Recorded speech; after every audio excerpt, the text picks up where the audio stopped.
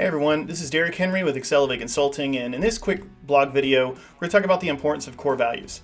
Now, you probably haven't really thought much about this, or maybe you have. I know I didn't early on in my career growing up. You hear things about the core values of integrity and ethics and doing the right thing and quality and all those things. You don't really give it much thought.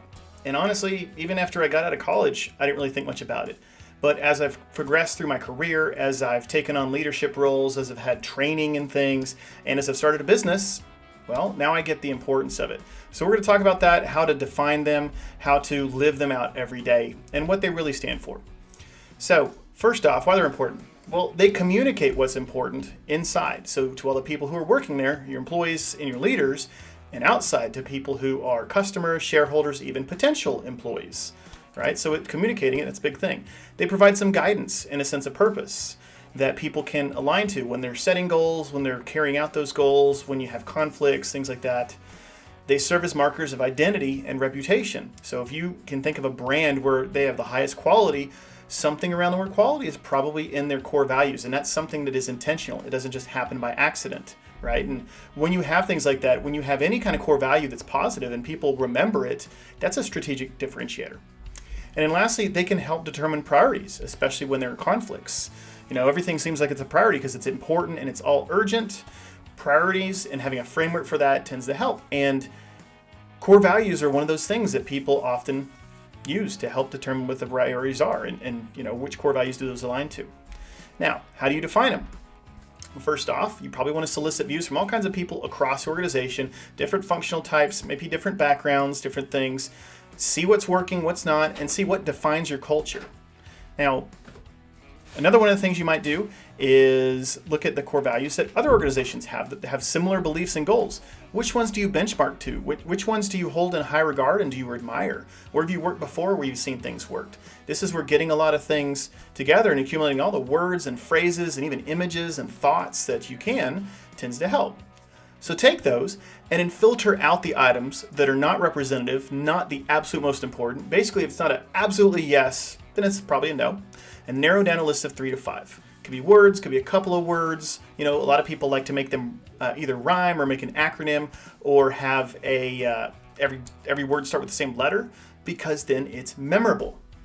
And when they're memorable, that's how you live them out because you can communicate them over and over again to employees and customers and shareholders and really anybody that you want to partner with or that might be interested in knowing, right? Whether it's marketing and social media, whether it's websites or other kinds of communication mediums that you use, talk about them.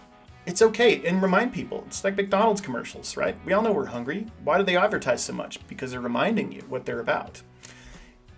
Integrate them within the communication. Integrate them within discussion. So when you're having a conversation and you're trying to decide whether to do something, does it align with your core values? Well, if it does, then great. Maybe that's a good thing to do. This has to start from the leadership down, the very, very, very top, right? If you see that demonstrated with action, them speaking this way, them living it out day to day, that's when other people will follow suit because that's an expected behavior. And then finally, tie the core values to compensation. Recognize people when they're doing things right because that's the kind of behavior you want to see replicated, right? Tie it to goals, put it in job descriptions, put it all over the place where you can and say thank you when people are living them out. It's okay to refine them if you want to, but for the most part, once you set them, those start to guide you. Now, as an example, what I did at Accelerate is I came up with an acronym called HEART. Now I used to, when I was asked this question in an interview once, how would you describe yourself in one word?